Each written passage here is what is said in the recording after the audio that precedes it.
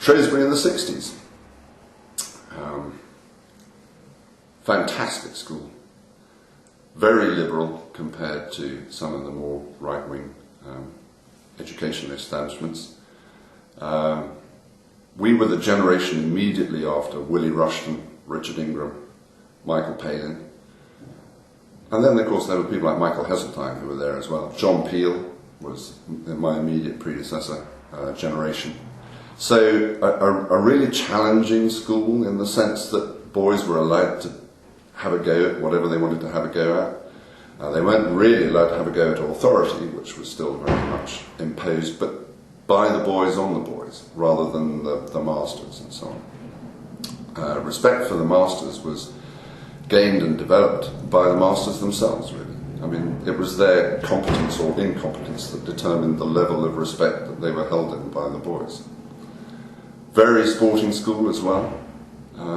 Probably more so than it is now. Shrewsbury has a huge success rate, always has had with Oxbridge, but even more now than perhaps in the 60s when we were really, well, we were known as the angry generation. I don't know if you recall, the angry 60s, that was us. I think it was good fun. I mean, weird hair hanging down on my shoulders, very thick framed dark glasses, pretending that I could play in the shadows or something or other, wearing shirts outside polo sweaters and flared trousers.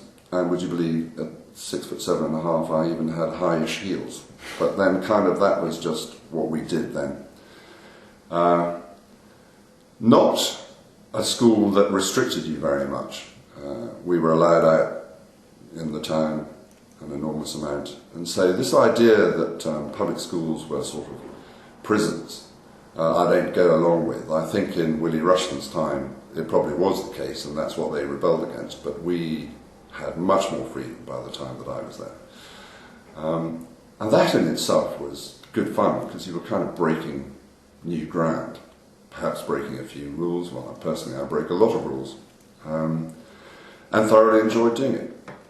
A wonderful discovery of the opposite sex, which, and I would say this unequivocally now, I much prefer the company of females to this day, because I find them intellectually much more challenging. They do seem to question our views and mores much more than other men do. And don't ask me why. Perhaps it's, as my wife frequently says, it's my voice that does it. I don't know what that means, but apparently they have to listen quite hard when I'm speaking. Then, you could say that at the end of my time at Shrewsbury, I'd got a place at Christ Church, I'd got a place at Philadelphia University, I'd got a place at the Massachusetts Institute of Technology, I'd got a place at Western Australia.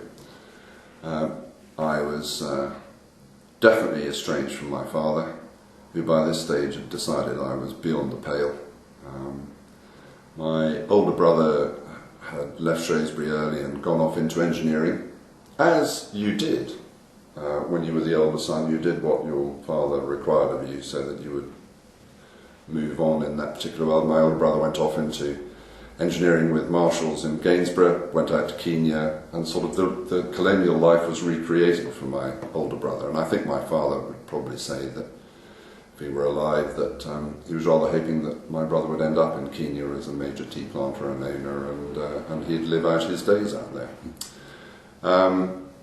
Nothing would have bored me more than doing something like that.